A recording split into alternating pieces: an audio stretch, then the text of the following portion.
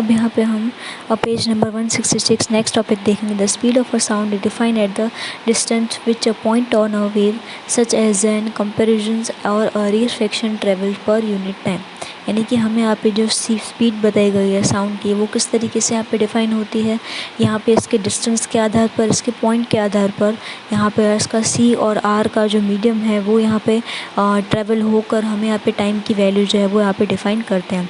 जैसे कि हमें यहाँ पे बताया गया है स्पीड यानी कि v equals to distance by time, यानी कि हमें यहाँ पे डिस्टेंस दिया गया है डिवाइड बाय टाइम के साथ।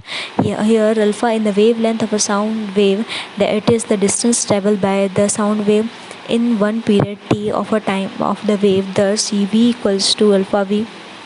जैसे कि यहाँ पे हमें इसके सिंबल के फॉर्म में डिनोशन दिया गया है, ठीक है। हमें यहाँ पे v equals to alpha v, और यहाँ पे हम इसकी जो वेव लेंथ है उसके ऊपर भी हम इसे डिफाइन कर सकते हैं। That is speed equals to wavelength frequency, यानी कि हमारे पास जो स्पीड की वैल्यू है वो उसकी वेव लेंथ के ऊपर डिपेंड रहेगी। The speed of sound remain almost the same for the all frequency in a given medium under the same physical condition. यानी कि यहाँ पे जो स्पीड हमें बताई गई है साउंड की, वो ऑलमोस्ट क्या रहेगी, सेम रहेगी जितने भी फ्रीक्वेंसी की है, बट उन्हें एक मीडियम चाहिए उस चीज़ से पास होने के लिए। of sound energy passing each second through the unit area is called the intensity of a sound। यानी कि यहाँ पे जो अमाउंट, जितना अमाउंट साउंड की जो एनर्जी है वो पास हो रही है हर सेकंड पे, जैसे हम यहाँ पे इंटेंसिटी ऑफ साउंड के नाम से भी जानते हैं। We sometimes use the terms loudness and intensity interchangeably but they are not the same. यानी कि कभी कभी हम साउंड के लिए जो कुछ टर्म्स है वो इस्तेमाल करते हैं, यानी कि लाउडनेस हो गया, इंटेंसिटी हो गया, तो ये दोनों यहाँ पे सेम टर्म नहीं है, ये इंटरनली चेंज होते लेते हैं।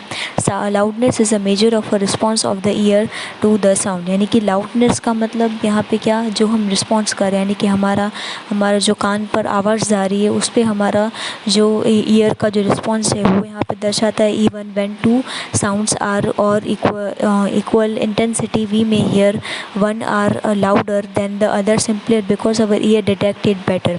यानी कि यहाँ पे अगर दो साउंड हमें दिए गए हैं, वो अगर इक्वली इंटेंसिटी है तो हमें यहाँ पे क्या दिखाई देगा, हियर वन एज लाउडर, यानी कि हमें यहाँ पे कभी बहुत ही ज़्यादा जो है वो कंपैरेटिवली सुनाई देगा। सिंपली ये क्या करता है, हमारे कानों तक पहुँचता है, यानी कि हमारा कान इसे डिटेक्ट करता है और हमें यहाँ पे बताता है कि जो साउंड है वो ज़्यादा है या कम है।